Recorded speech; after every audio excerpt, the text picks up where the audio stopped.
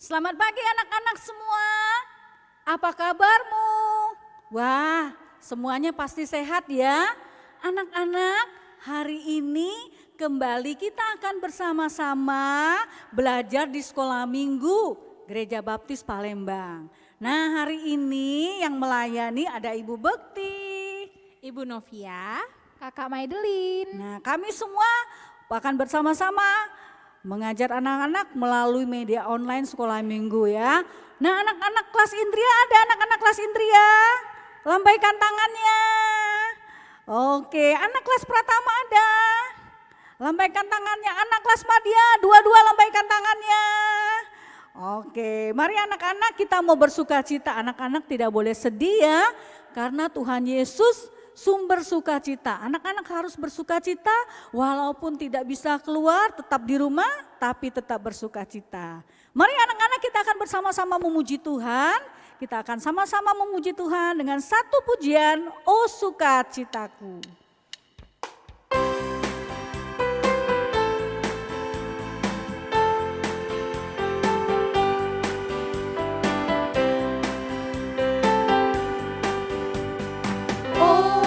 Sukacitaku, pam pam pam pam, sejak ku jumpa Yesusku. Oh sukacitaku, pam pam pam pam, ku temukan juru selamat. Dia mengasihi aku, bahkan mati bagiku. Sukacitaku kini penuh. Oh sukacitaku, pam pam pam pam, sejak ku jumpa Yesusku. Oh sukacitaku, pam pam pam pam, ku temukan juru selamat. Dia mengasihi aku, bahkan mati bagiku. Sukacitaku kini penuh.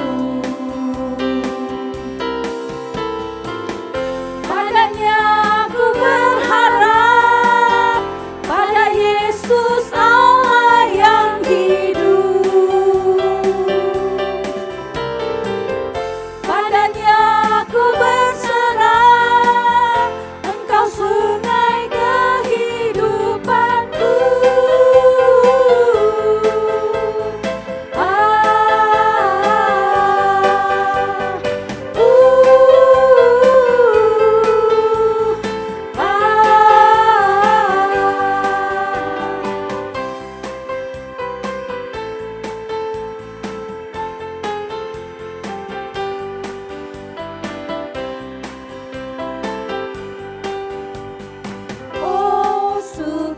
Sukacitaku, pam pam pam pam, sejak ku jumpa Yesusku. Oh sukacitaku, pam pam pam pam, ku temukan juru selamat. Dia mengasihi aku, bahkan mati bagiku. Sukacitaku kini penuh.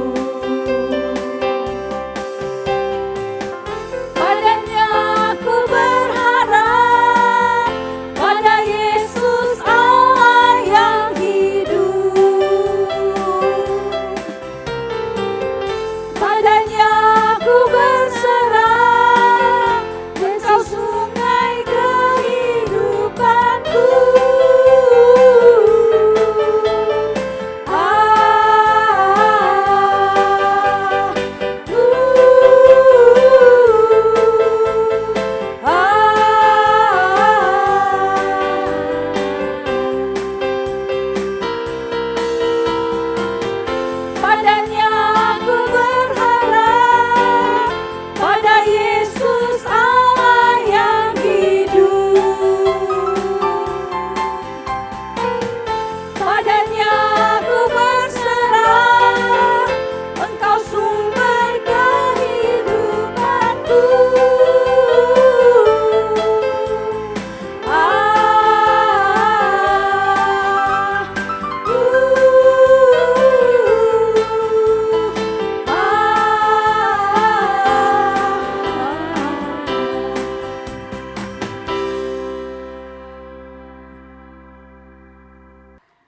Mari anak-anak semua, kita akan menyiapkan hati kita mau mendengarkan firman Tuhan. Anak-anak duduk yang manis, siapkan Alkitabnya, kita akan bersama-sama mendengarkan firman Tuhan. Shalom, selamat pagi anak-anak. Sebelum kita mendengar firman Tuhan pada pagi hari ini, kita terlebih dahulu lipat tangan dan kita berdoa kepada Tuhan. Tuhan Yesus yang baik, pada pagi hari ini kami siapkan hati dan pikiran kami untuk mendengarkan firman Tuhan. Biarlah kebenaran firman Tuhan dapat memberkati kami. Terima kasih Tuhan, kami siap untuk mendengarkannya. Amin. Anak-anak yang dikasih Tuhan, apa kabar kalian? Bagus sekali. Nah, anak Indria, Pratama, Madia, pada pagi hari ini Pak Bowo menyampaikan kebenaran firman Tuhan tentang penginjilan Rasul Paulus di kota Athena.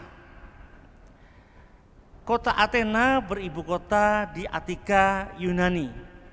Mengapa Rasul Paulus ada di kota Athena? Rasul Paulus sesungguhnya menunggu teman rekan pelayanannya, yaitu Silas dan Timotius, yang ditunggu di kota Athena. Ketika Rasul Paulus ada di kota Athena, dia merasa sedih sekali hatinya karena melihat orang-orang yang di Athena itu menyembah berhala, menyembah patung-patung. Nah, sebelumnya anak-anak bisa melihat ini ada peta kota Athena. Nanti kalian bisa melihat di mana letak kota Athena. Nah, disitulah Rasul Paulus tinggal, menunggu temannya Timotius dan Silas untuk bersama-sama melanjutkan pelayanan ke kota yang lainnya. Namun, ketika Rasul Paulus ada di situ, dia kaget melihat kehidupan orang-orang di Athena menyembah berhala. Banyak patung-patung yang didirikan. Kemudian juga banyak orang-orang menyembah dewa-dewa yang dia percayai melimpahkan rezeki bagi mereka, kehidupan mereka. Nah, anak-anak yang dikasih Tuhan, pagi hari ini kalian bisa melihat gambar yang Pak Bowo tayangkan di LCD ini. Yang pertama, ketika Rasul Paulus datang ke rumah ibadat bertemu dengan orang-orang Yahudi. Mereka merasa bahwa dewanya lebih hebat daripada apa yang disampaikan oleh Rasul Paulus pada waktu itu. Rasul Paulus bertukar pikiran dengan orang-orang Yahudi. Dan Rasul Paulus mengatakan bahwa ada ajaran baru yang belum kamu dengar. Mereka sangat antusias sekali, pengen mendengar apa yang disampaikan oleh Rasul Paulus. Demikian juga Rasul Paulus bukan hanya di rumah ibadat bertemu dengan orang Yahudi, tetapi mereka pergi ke pasar setiap hari, bertukar pikiran tentang pengajaran yang disampaikan oleh Rasul Paulus pada waktu itu. Di antara mereka setianya Rasul Paulus untuk memberitakan Injil kepada mereka supaya selamat dan tidak menyembah lagi berhala yang dia anggap sebagai Allahnya mereka. Nah, anak-anak kasih Tuhan, yang disembah mereka adalah berhala, patung-patung yang dibuat oleh manusia. Sedangkan Rasul Paulus memberitakan bahwa yang disembah Rasul Paulus adalah Allah yang hidup. Kesaksian hidupnya Rasul Paulus ketika dia membenci orang pengikut Kristus sehingga dimenangkan, maka dia yakin dan percaya bahwa Rasul Paulus hidupnya dipimpin oleh Allah yang hidup, Allah yang mengenal dirinya. Dan juga Rasul Paulus kenal Allahnya siapa yang disembah itu. Nah, ketika ada waktu itu, Rasul Paulus terus memberitakan Injil, baik ke rumah ibadat, baik ke pasar-pasar. Bahkan Rasul Paulus bertemu dengan dua guru-guru maupun aliran Stoa dan aliran Apiagus pada waktu itu. Mereka menganggap apa yang disampaikan Rasul Paulus ini tidak benar. Banyak mulut, pengetahuan dari Rasul Paulus itu sedikit tentang dewanya. Dewanya lebih hebat, dewanya orang-orang Athena. Suatu ketika Rasul Paulus mengatakan, ajar apa yang kau berikan kepada kami? Bahwa setelah kematian ada kehidupan kembali. Hah? Bisa hidup kembali? Ada kehidupan kembali setelah kematian? Mereka berpikir bahwa tidak mungkin. Suatu ketika Rasul Paulus dibawa oleh orang-orang aliran itu ke daerah pegunungan bukit bernama dengan Aperkargus. Di situ kumpul orang banyak. Ketika dia berkumpul orang banyak, Paulus dikatakan, coba ceritakan dewa kamu yang hebat itu. Katanya ada hidup kembali setelah kematian. Rasul Paulus tidak mundur, Rasul Paulus tetap kuat. Dia mengatakan orang-orang Athena adalah orang-orang yang beragama. Dengan adanya dewa-dewa yang dia buat, ini adalah tempat ibadah mereka. Banyak patung-patung yang dibuat, disembah oleh mereka. Yang buat siapa? Mereka sendiri.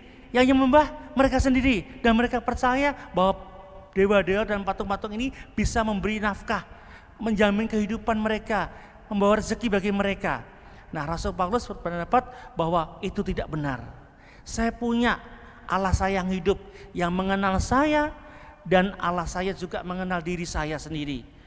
Nah, anak-anak yang dikasih Tuhan, mereka tercengang, mereka terpaku dengan apa yang disampaikan dengan Rasul Paulus. Bahkan mereka tidak ada yang tegak atau berdiri. Dia hanya terbangun bahwa selama ini yang dia sembah adalah buatan manusia. Selama ini yang disembah adalah tidak bisa memberikan hidup yang baik. Suatu ketika Rasul Paulus sudah banyak sekali berbicara, ada tulisan yang dibaca oleh Rasul Paulus, diberitahukan kepada mereka. Nah, hari ini kita lihat tulisan apakah ini. Nah, apa anak-anak bacanya? Bisa dibaca? Dengan kata-kata itu Rasul Paulus bahwa mereka tidak mengenal Allah yang disembah.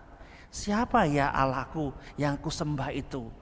Dari kesempatan itulah Rasul Paulus mengatakan, kalau saya tahu Allah saya adalah Tuhan Yesus yang sudah mati berkorban untuk saya dan menyelamatkan dosa saya. Kamu kenal Allah kamu?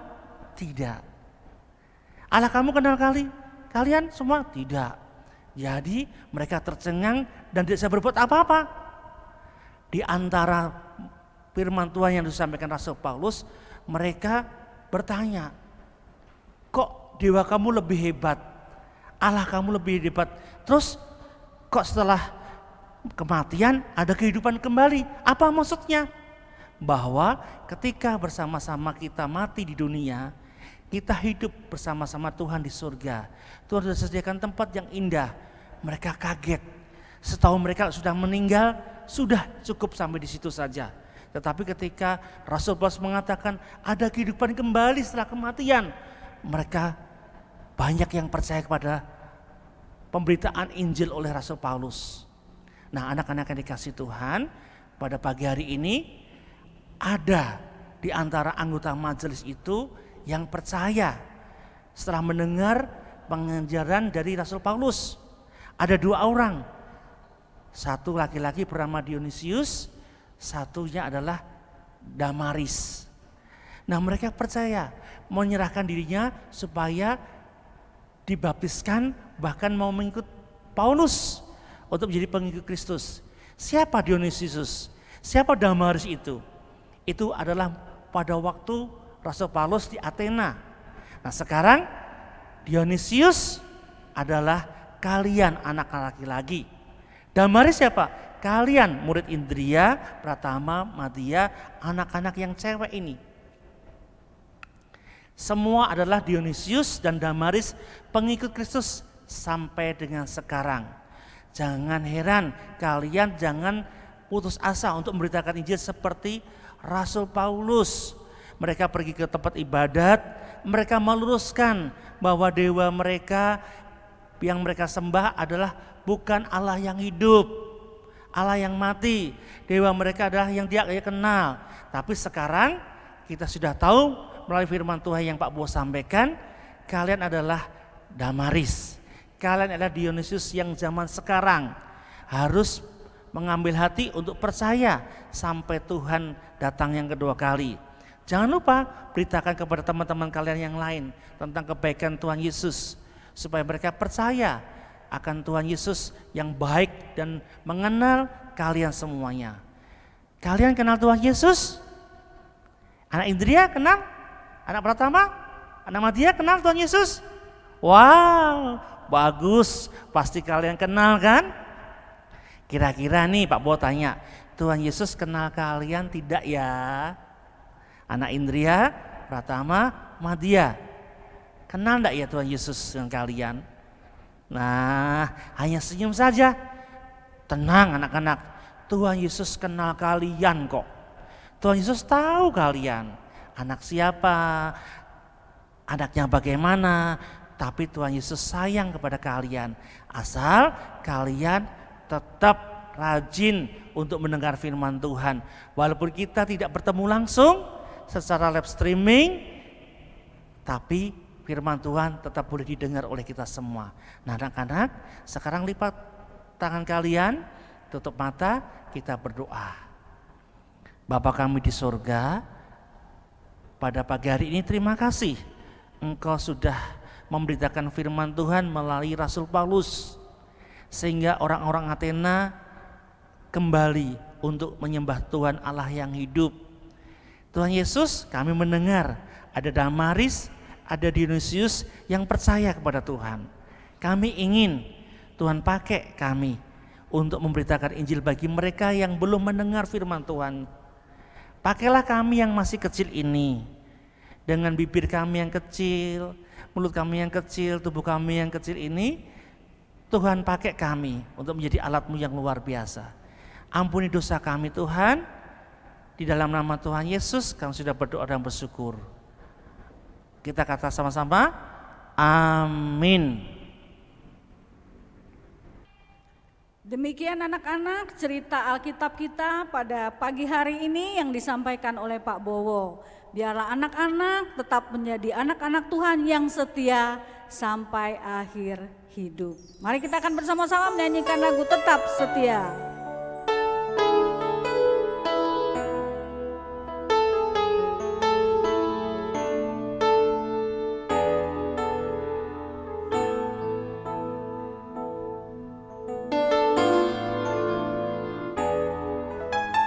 Seperti wanita mengurapimu, menangis di bawah kakimu. Demikian hidupku mau mengasihimu. Yesus, Engkau baik bagiku. Sampai akhir ku menutup mata, ku tetap setia menanti janji-Mu. Sampai ku dapatkan mahkota kehidupanku, ku tetap setia untuk melayani-Mu. Sampai akhir ku menutup mata, ku tetap setia menanti janji-Mu. Sampai ku dapatkan mahkota kehidupanku, ku tetap setia untuk melayani-Mu.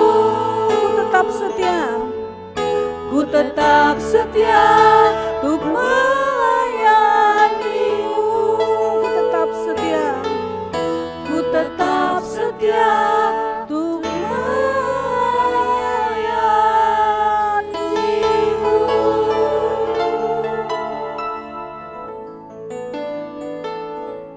Nah anak-anak, usai sudah acara sekolah minggu kita pada pagi hari ini. Anak-anak tetap bersukacita walaupun diam di rumah. Dan jangan lupa selalu berdoa, Membaca Alkitab, tetap semangat. Jaga kesehatan. Selamat hari Minggu, Tuhan Yesus memberkati.